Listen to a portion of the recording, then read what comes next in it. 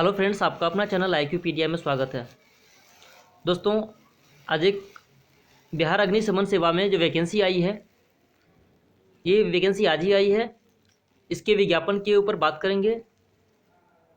Friends, ये vacancy जो है, इसका पद का नाम है अग्निक सिपाही, यानी कि फायरमैन की वैकेंसी है ये। विज्ञापन संख्या 01/2021। इसमें टोटल वैकेंसी की अगर हम बात करें तो 2380 वैकेंसी है, 2380। इस वीडियो में हम देखेंगे इसकी क्वालिफिकेशन, एज लिमिट और एग्ज़ाम पैटर्न, बाकी जो भी इन्फॉर्मेशन, बेसिक इन्फॉर्मेशन है शुरू से लेकर के लास्ट तक। तो इस वीडियो को देखिए आप लोग पूरा। और आप लोग अगर एलिजिबल हैं तो ये बहुत अच्छा मौका है, क्योंकि ये वैकेंसी 2380 बहुत अच्छी वैकेंसी है ये। ठीक है, तो आइए देखते हैं पूरा क्या नोटिफिकेशन में दिया हुआ है। ये CSBC आयोग द्वारा वैकेंसी जारी की गई है। सिपाही भर्ती, बिहार अग्निशमन सेवा में अग्नि के रिक्त पदों पर पुरुष एवं महिलाओं दोनों उम्मीदवारों की सीधी नियुक्ति हेतु विज्ञापन। इसमें जो आपको एग्जामिनेशन फॉर्म फिलअप करने का जो लास्ट डेट है, ये 25 मार्च 2021 है, यानी कि 25 मार्च आपका लास्ट डेट होगा।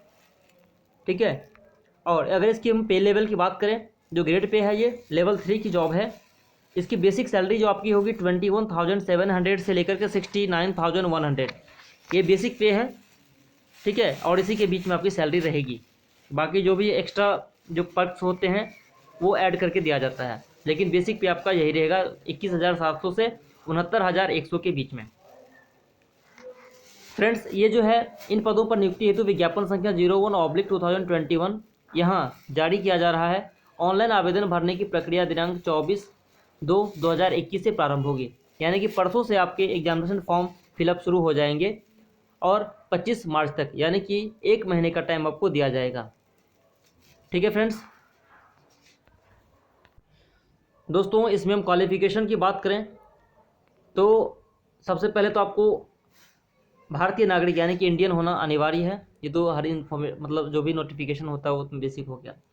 एजुकेशनल क्वालिफिकेशन, शैक्षणिक योग्यता में बात करें तो आपको इंटरमीडिएट 10+2 उत्तीर्ण अथवा बिहार राज्य सरकार के मदरसा बोर्ड द्वारा निर्गत मौलवी प्रमाण पत्र अथवा बिहार राज्य के संस्कृत बोर्ड द्वारा निर्गत शास्त्री यानी कि अंग्रेजी सहित अथवा आचार्य अंग्रेजी रहित प्रमाण पत्र अथवा राज्य सरकार द्वारा मान्यता प्राप्त अन्य शैक्षणिक समकक्ष शैक्षणिक अर्हता होगी। यानी कि देखिए, इंटरमीडिएट तो आपका है ही, उसके साथ जो मदरसा बोर्ड से जो इंटरमीडिएट के इक्विवेलेंट में जो आपके डिग्री हैं वो वैलिड होंगे, और संस्कृत बोर्ड से जो शास्त्री की डिग्री अथवा आचार्य अंग्रेजी सहित या अंग्रेजी रहित प्रमाण पत्र अथवा राज्य सरकार द्वारा मान्यता प्राप्त अन्य समकक्ष शैक्षणिक अर्हता होगी। इंटरमीडिएट के जो इक्विवेलेंट आपके क्वालिफिकेशन होंगे वो सब वैलिड माना जाएगा। यानी कि ऑल ओवर इंडिया में अगर आप कहीं से आपने जो इंटरमीडिएट के इक्विवेलेंट कोर्स कर रखा है जो बिहार राज्य सरकार द्वारा मान्यता प्राप्त है, उसके अलावा उसके इक्विवेलेंट है, मतलब किसी अदर बोर्ड से भी आपने, अदर स्टेट से भी किया है, तो आप भर सकते हैं। इसमें दोस्तों एज लिमिट की हम बात करें, एज लिमिट में आपका जो दिया मैट्रिक अथवा समकक्ष जो प्रमाण पत्र सर्टिफिकेट होता है उसके बेस पर लिया जाएगा। और इसमें जो मिनिमम आपका जो एज है वो सामान्य के लिए अनारक्षित वर्ग के पुरुष एवं महिलाओं के लिए न्यूनतम 18 वर्ष और अधिकतम 25 वर्ष, यानी कि 18 वर्ष से 25 वर्ष के बीच में आपका एज होना चाहिए।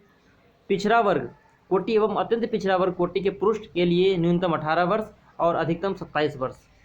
ठीक है, पिछड़ा वर्ग एवं अत्यंत पिछड़ा वर्ग कोटि की महिलाओं के लिए न्यूनतम 18 वर्ष और अधिकतम 28 वर्ष के लिए है।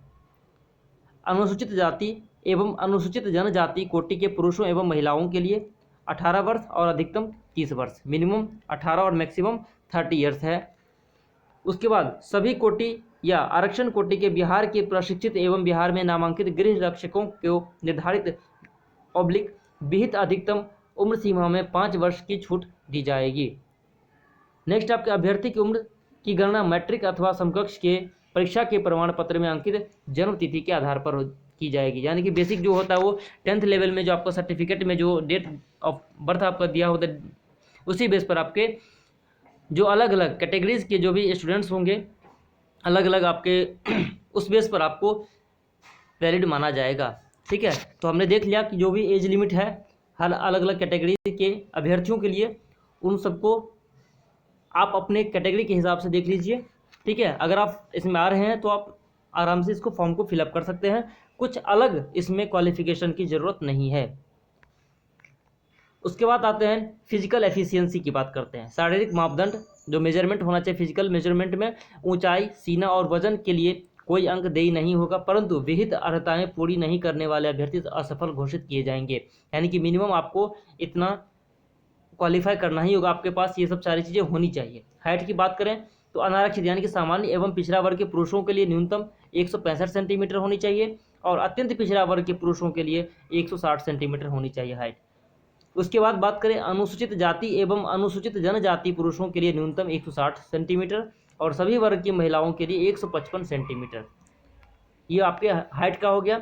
उसके बाद सीना सिर्फ पुरुषों के लिए, जो चेस्ट होता है सिर्फ मेल का ही चेक होता है, तो बिना फुलाए 81 सेंटीमीटर और फुलाकर आपको 86 सेंटीमीटर होना चाहिए। यानी कि 5 सेंटीमीटर का एक्सपेंशन होना चाहिए, एक्सपेंड होना चाहिए 5 सेंटीमीटर का फुलाने के बाद।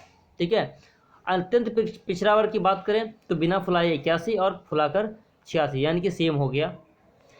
उसके बाद बात करें अनुसूचित जाति और जनजाति के लिए तो 79 बिना फुलाए और 84 सेंटीमीटर फुला करके। उसके बाद महिलाओं के लिए सीमा की माप नहीं की जाएगी। ठीक है, उनके लिए चेस्ट को मेजरमेंट नहीं किया जाता है। वजन की बात करें तो सभी वर्ग की महिला उम्मीदवारों के लिए न्यूनतम वजन 48 किलोग्राम यानी कि 48 किलो होना आवश्यक है। यानी कि देखिए चेस्ट के बदले महिलाओं के लिए यहाँ पर वजन का मेजरमेंट रख दिया गया है, उनके लिए चेस्ट नहीं मेजरमेंट होगा, वजन होगा, लेकिन मेल अभ्यर्थियों के लिए वजन का कोई मतलब नहीं बनता है। ठीक है, अब आते हैं सिलेक्शन प्रोसेस क्या है। दोस्तों सिलेक्शन प्रोसेस की हम बात करें तो यहाँ पे 2 प्रोसेस आपके होंगे। रिटन एग्जामिनेशन हो जाएगा और रिटन एग्जामिनेशन के बाद आपके पीईटी यानी कि फिजिकल एफिशिएंसी टेस्ट होंगे। जो स्टूडेंट रिटन एग्जाम में क्वालिफाई करेंगे उनको फिजिकल देना होगा, फिजिकल के बाद उनका फाइनल मेरिट बनेगा। ठीक है, यहाँ पर जो दिया हुआ है कि लिखित परीक्षा आवेदन पत्रों के संग्रहण के उपरांत आवेदन पत्रों की समीक्षा की जाएगी एवं जिन अभ्यर्थियों के आवेदन पत्र सही पाए जाएंगे उनके लिए लिखित परीक्षा का आयोजन किया जाएगा, जो कि 10th बेसिस पर होगा, 10th के लेवल का होगा। 2 घंटों के एक प्रश्न पत्र, कुल 100 वस्तुनिष्ठ प्रश्न होंगे जिनमें प्रत्येक सही उत्तर के लिए 1 अंक दिए जाएंगे, यानी कि 1 मार्क का ऑब्जेक्टिव क्वेश्चन होगा। अगर हम बात करते हैं कि सब्जेक्ट की, किस किस सब्जेक्ट से क्वेश्चन आपके पूछे जाएंगे, ठीक है, तो वहाँ पे दिया कि हिंदी, लिखित परीक्षा में आपके हिंदी होंगे, अंग्रेजी, गणित, सामाजिक विज्ञान यानी कि इतिहास, भूगोल, नागरिक शास्त्र, अर्थशास्त्र, क्योंकि विज्ञान में बात करें तीनों विज्ञान, फिजिक्स, केमिस्ट्री और बायोलॉजी। उसका सामान्य ज्ञान यानी कि जनरल नॉलेज एवं करंट अफेयर्स, सामान्य ज्ञान एवं करंट अफेयर्स से भी क्वेश्चंस आपके पूछे जाएंगे। यानी कि ओवरऑल देखा जाए तो सारा एरिया कवर कर लिया है इसमें। ठीक है, आप करंट अफेयर्स पे थोड़ा फोकस कर सकते हैं अभी से, और टाइम भी अच्छा मिल गया है, इसके बेस पर अपने प्रिपरेशन को कंटिन्यू कीजिए। उसके बाद जो रिटन एग्जामिनेशन में आपको देखिए यहाँ पे आयोग के द्वारा जो दिया गया 30% से कम अंक प्राप्त करने वाले अभ्यर्थी शारीरिक दक्षता परीक्षा के लिए असफल घोषित किए जाएंगे।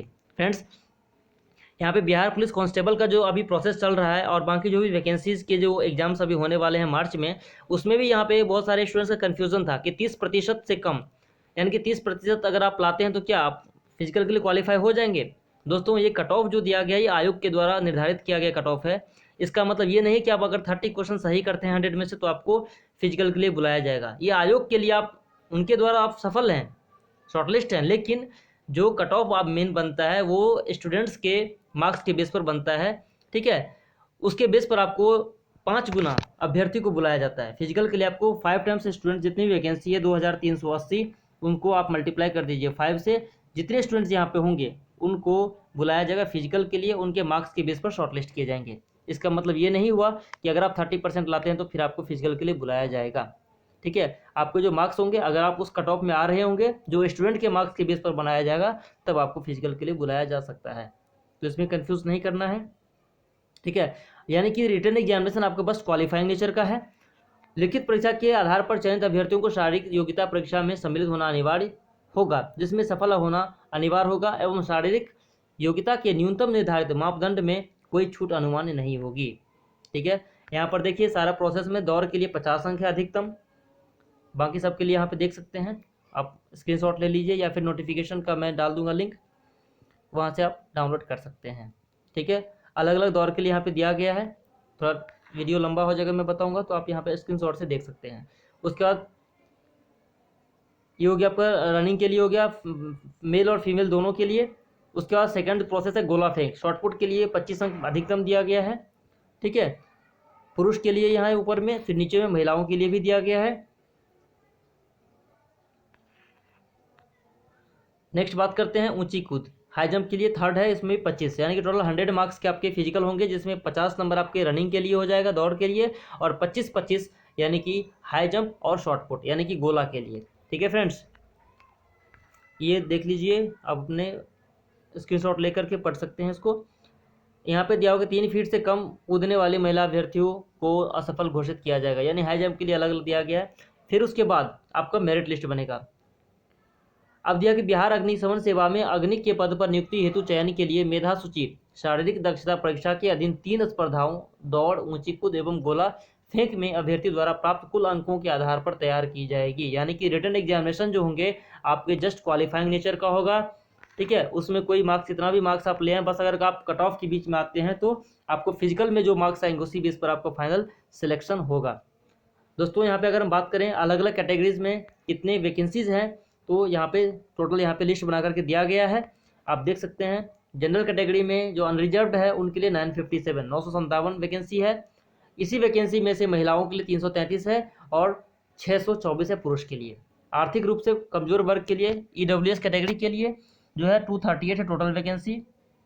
अनुसूचित जाति के लिए 378 है, अनुसूचित जनजाति के लिए 23, अत्यंत पिछड़ा वर्ग के लिए 419, पिछड़ा वर्ग के लिए 268 और पिछड़े वर्ग की महिलाओं के लिए 97। टोटल यहाँ पे 2380 वैकेंसीज हो गए। अलग अलग कैटेगरी में आरक्षण जो दिया गया आप देख सकते हैं। ठीक है,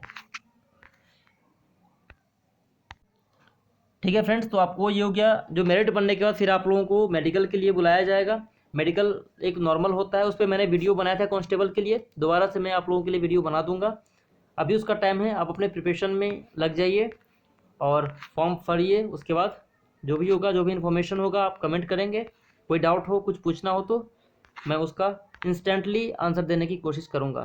ठीक है फ्रेंड्स, बस एक छोटी सी इन्फॉर्मेशन थी। आप लोग अपने प्रिपरेशन को कंटिन्यू कीजिए और फॉर्म भरिए। थैंक यू आप लोगों को वीडियो देखने के लिए। Thank you. जय हिंद, जय भारत।